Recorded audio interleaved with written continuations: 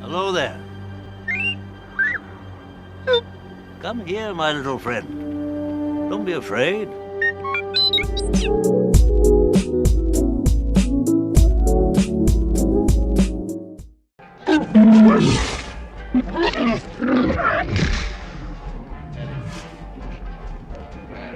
He doesn't like you. I'm sorry. I don't like you either. We're wanted men. I have the death sentence on 12 systems. I'll be careful. You'll be dead.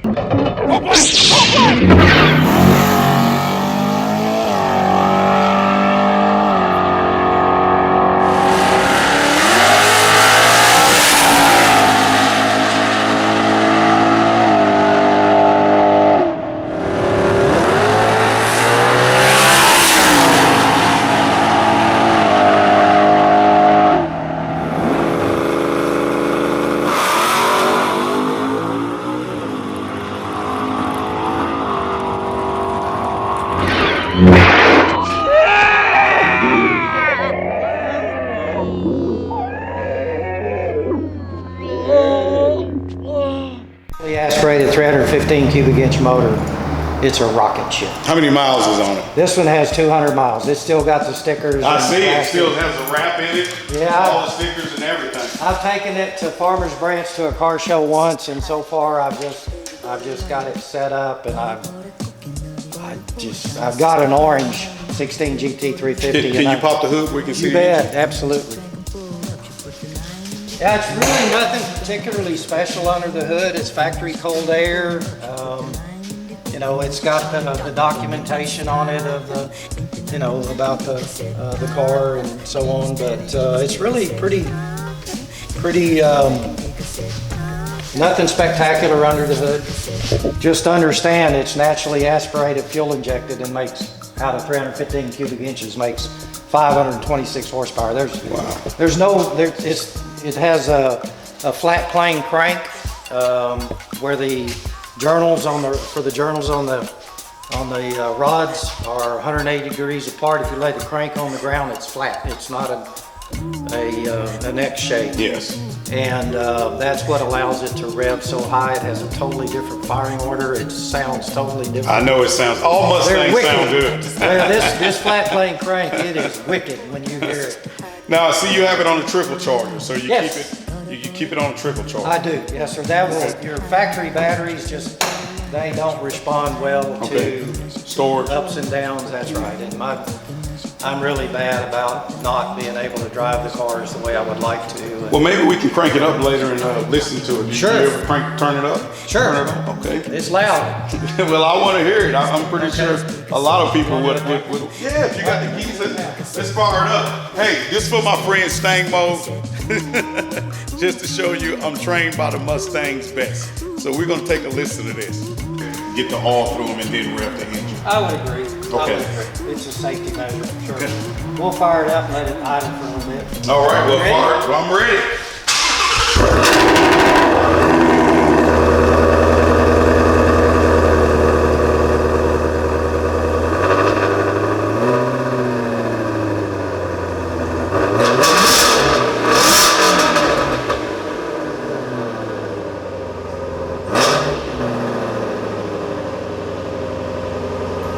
So without a power adder, this is one of the fastest cars on the track. Would you say? Absolutely. On a road course. Yeah. So what about compared to the Vets and the Camaros? I don't remember any testing head to head. What Ford did, they went and bought a Porsche GT3, and which is damn near a race car. Yes. And as you know, and that was what they used to measure the car's performance. And they did not quit with this car until they outlapped a Porsche GT3. Wow. In lap time. So Well, I'm gonna say that puts it ahead of all of those. Now I know Dodge made a car called a Viper back in those days, the ACR Viper. The Viper, I had a 97 GTS Coupe. They are brutal cars. Yeah. Which is wonderful. These cars have all the benefits of all the technology. The magnetic shock, suspension. There's 5 different levels I can pick, from track mode to normal, drag race mode. It's got a 2-step, all of that stuff. If you hit the drag mode, nice. It's got all that stuff. So they're not really apples to apples in that regard. Well, I know it's not a drag race car, but what times do you think you could get out of this car with good tires on it? Well, these are race compound tires on the R, actually, that properly driven, there isn't a reason for the car to not run high 11s. I know it. Okay. Low 12s are no problem. Okay. No, not at all. Good deal, good deal. Well, hey, let's take a look at this baby right here, the Super Snake. This is a 2008 Shelby GT500 Super Snake. It has a 2.8 liter Kenny Bell supercharger on it. It's a 5.4 liter engine. They only made 1,000 of these. This is car number 450. What you would do is you would buy a GT500, and then you would send it to Shelby and have it converted to a Super Snake post-title. This car makes 652 rear wheel horsepower. Wow. With a 6-speed tree mat transmission, 373 gears in it. This car's been 1133 at 128 and a quarter. Now the question I have for you, Rod, because I get this from a lot of subscribers. You remember that guy I called you about that was with the Super Fate and not the Super Snake? Dang, what you feel about that demon, man? I'm the demon slayer. Y'all finna find out tonight. He's called it a Super Snake. Yep. I don't know about Super Snakes. I just had to go by the guy's word. Right. And remember I called you about the guy and he had nitrous and all this kind of stuff. And you kind of told me what to do to mess with his mind on the lights to beat him.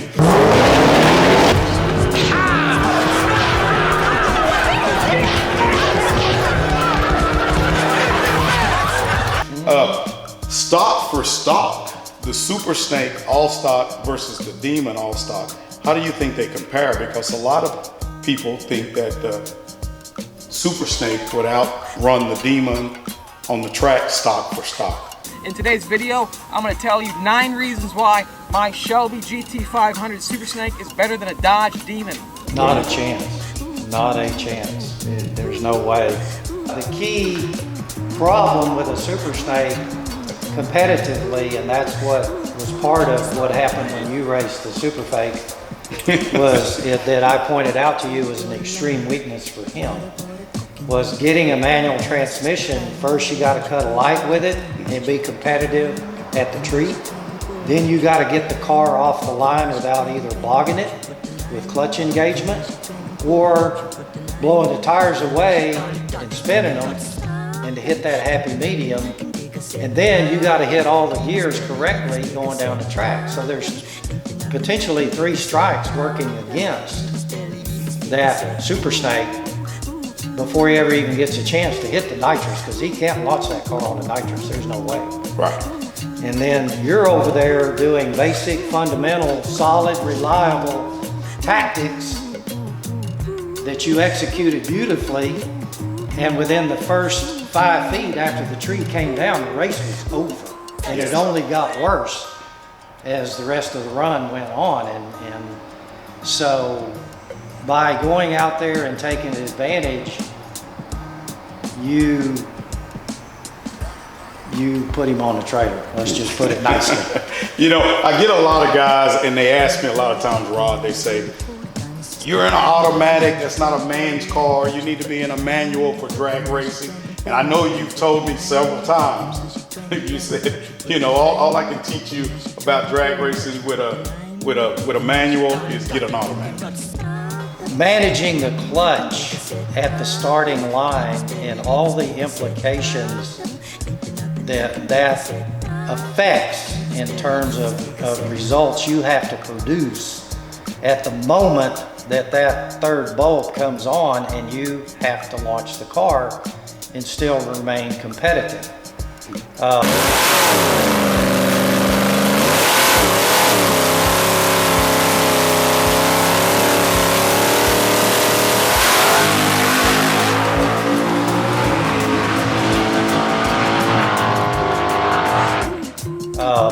lot of times there's rules where you can't use a 2-step to where you can let the electronics hold the RPM, because the RPM you launch at are incredibly important, because if it's too low, you're going to bog and your 60 foot is going to be terrible.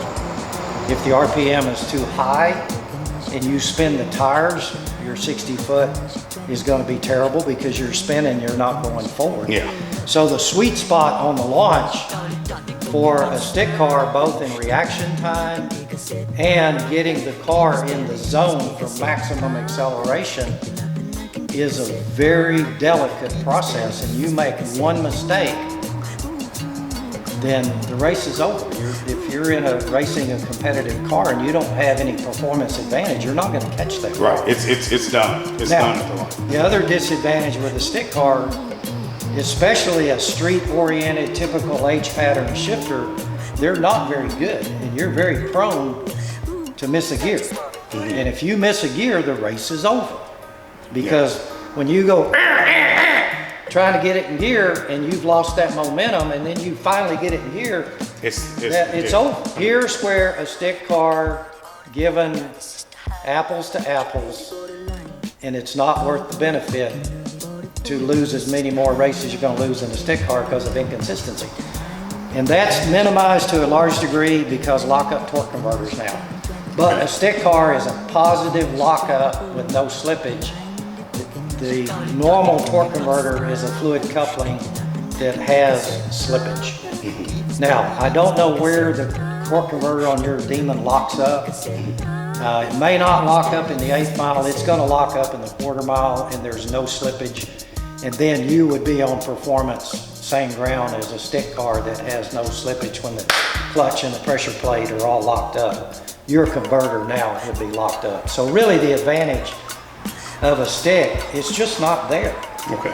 And if you've got two very competitive cars and one of them is street oriented, where the shifter is not a drag race specific shifter, then you make 10 races and those cars are equal. In my opinion, that stick car, even with a really good driver, is probably going to lose 7 out of 10 races just because it's a stick and being inconsistent. Okay. So if you want to win races and win money and win championships, to be consistent, then you're going to need to go with an automatic. It's just that simple. Now, if you want to be a macho man and go around with your tail between your legs because you're always getting your ass kicked, you know, you go ahead and beat that route. Yeah. And, you know, you may be, you know, cool dude and all that, but you ain't winning many races. No. It's just not going to happen. I will say this, in watching the video and watching all of it, from the get-go, psychologically, I think he realized he had a little bit more he bit off than what he realized till y'all did your burnouts. Yes.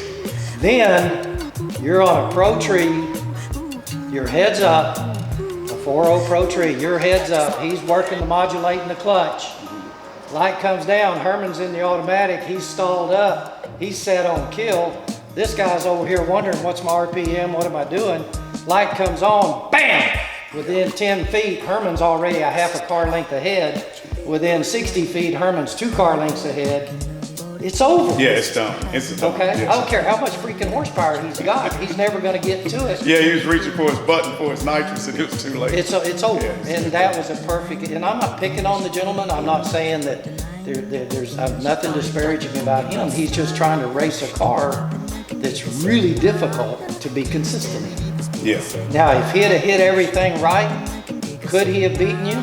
Sure. Would he have beaten you? I don't know. Yeah. But because it was a stick, it never came to that. Good deal. And winning is winning. Winning is winning. And he chose to run the stick car. You didn't choose it for him. Yeah. He's the one that set up the race and was adamant about racing. You accepted. You didn't egg him on, you know. And so, who's the smarter drag racer? Congrats. Well, I'm just glad I had you on the line. Well, you know, sometimes you gotta call. All I did sometimes you gotta call the master on the line and say, "Hey, I need some help." All I did was talked him down from letting that guy get in his head and pointed out what the weaknesses were. The other fella, you go out there and do what you're supposed to do, and you're going to be fine. The video proved he was fine. You see? You can do it. I call it luck. In my experience, there's no such thing as luck. You know, I did feel something. I could almost see the remote. That's good. You've taken your first step into a larger world.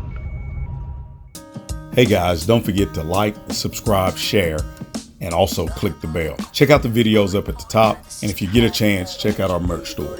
Peace.